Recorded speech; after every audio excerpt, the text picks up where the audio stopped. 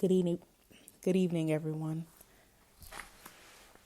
It's back to the basics. I tried to go live earlier. Let's just say I'm about 3 hours late. But it is what it is. But anyways, I wanted to talk about self-care because it's something that it seems like with society and how it is, nobody wants to slow down and just take a break to breathe just for a second. Everything is just like rush, rush, rush, rush, rush. So first of all,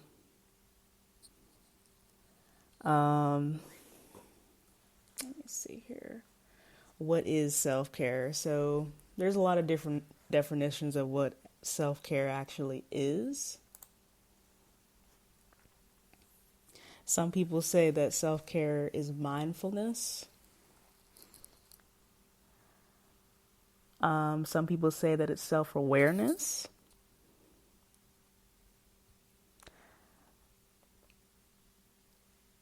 But what it encompasses is a person paying attention to their self and their surroundings and their environment and just seeing how they respond in that environment.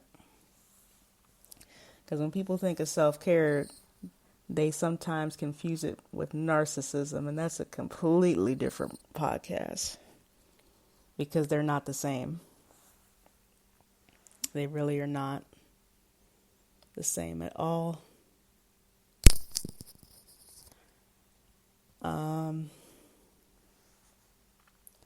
But what is it? I was, looking at an article on Psychology Today, and I found an article that was actually, it's about 2 years old.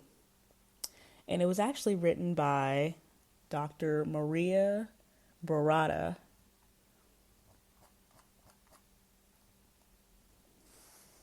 She's a clinician in New York, and she has a book called Skinny Revisited. And that book focuses on eating disorders. And there, let me see, in print, Skinny Revisited, Rethinking Anorexia Nervosa and Its Treatment. So this is one of the sources that I'm going to quote from. So her definition of self-care, and this is what she writes from her article titled Self-Care 101. It was posted May 27th, 2018 in Psychology Today. So she defines self-care as, she says, self-care in essence is the mindful taking of time to pay attention to you, not in a narcissistic way, but in a way that ensures that you are being cared for by you. So again, it's not narcissism where, okay, everything evolves around you all the time, among other things. No, this is not what this is about. Down through her article, she does talk about, why self-care is needed. It's needed because to avoid burnout or compassion fatigue, depending upon what field you work in, whether if it's legal, medical, whatever. If you don't maintain balance, like a work-life balance, gosh, that is so important for self-care, then eventually you'll burn out. So I'm going to start with number 1 because this article covers 10 ways to exercise self-care. So the first thing that she has in her article is that, first of all, you have to know yourself and your limits. And that's important.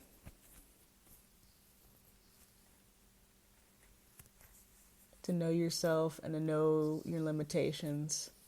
And that involves actually setting boundaries.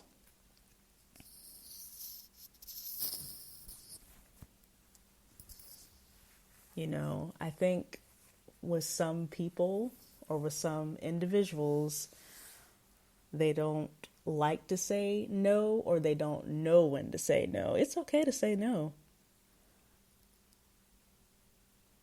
You know, a person doesn't have to feel guilty about saying no, particularly if it's going to eventually lead to burnout, or it's going to prevent you from practicing self-care. Because that's what boundaries are. It's just a person practicing self-care.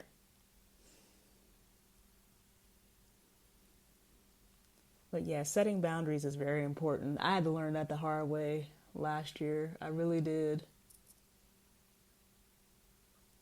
Because when you don't have work-life balance, shoot.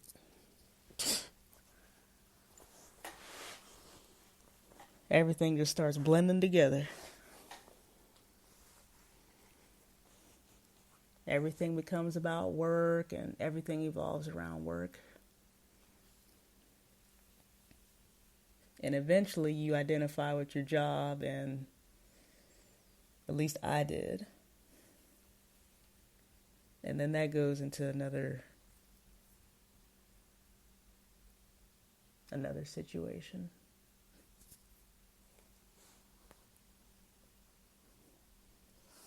But anyways,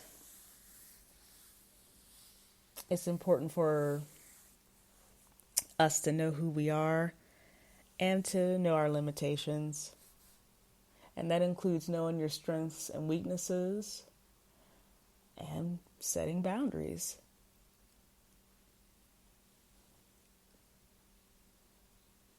And, you know, it's okay, again, to say no.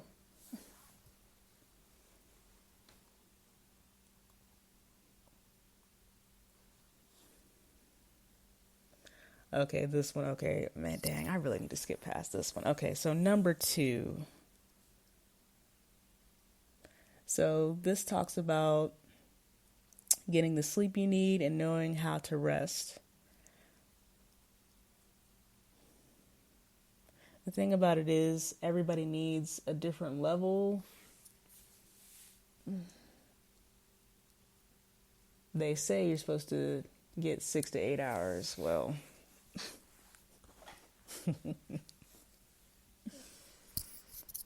everybody's sleeping needs varies upon, you know, them, because everybody's different.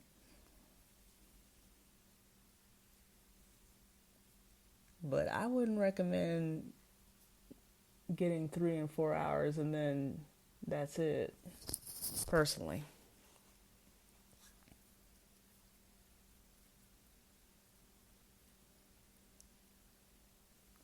But what I also like about this, because she makes a clear distinction between sleep and rest. Because you can sleep and not rest.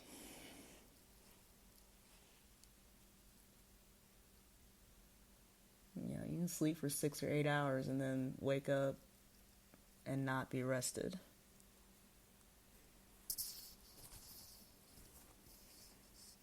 And it's not just about resting your body, but also resting your mind.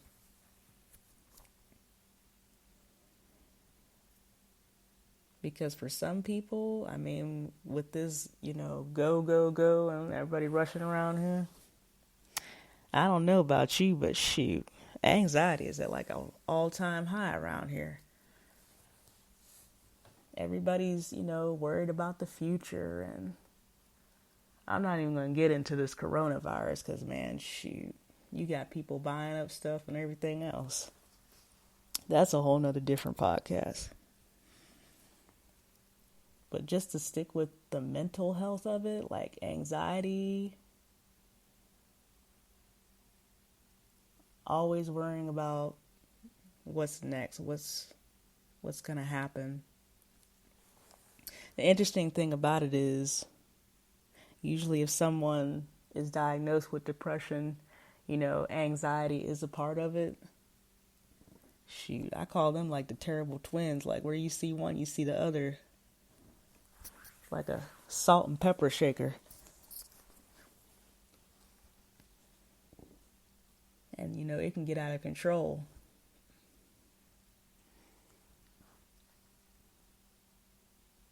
Because you're worrying about the future and you spend so much of your time worrying that you procrastinate, and then afterwards you feel bad because you procrastinated, and then it's just a terrible cycle.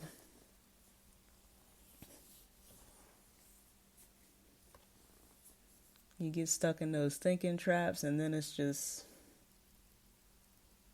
darkness. You just get tunnel vision. Because you're not allowing your mind to rest.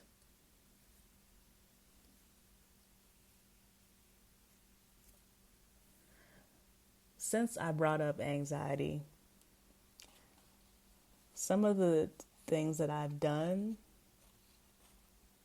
to sort of keep me in the present, because that's what I noticed about anxiety. I really didn't notice it before because, again, I wasn't really paying attention. But when I was taken out of my work environment and placed into a treatment facility, you start to notice stuff.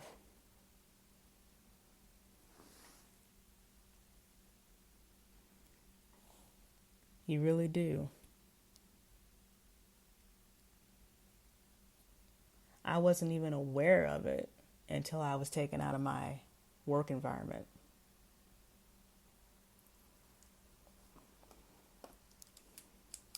Shoot, I didn't even want to admit that I was depressed at the time.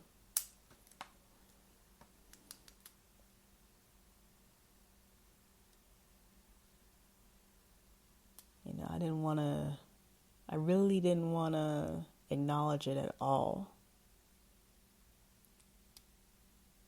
But the fact of the matter is, until you acknowledge it, then it's not going to get better.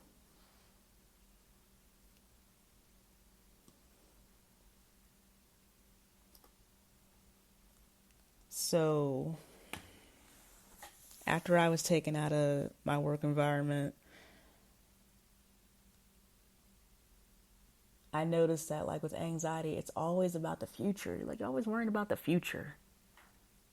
And it's usually the worst case scenario. It's never like you thinking in shades of gray. It's like, it's a white or black, oh my gosh, this is going to be terrible type of thing.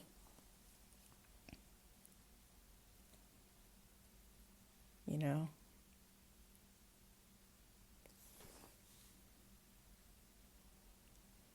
And I didn't really believe I was depressed until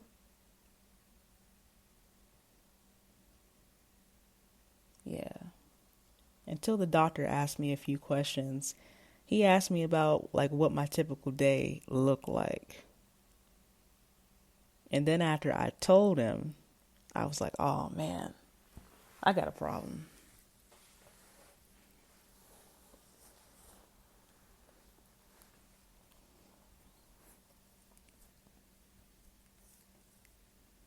But getting back to some of those tips of trying to stay in the present. So some of the things I do, I walk around and I have these little things of aromatherapy. So usually what I'll do is I'll carry around a little thing of like cinnamon, or I'll carry around a little thing of frankincense.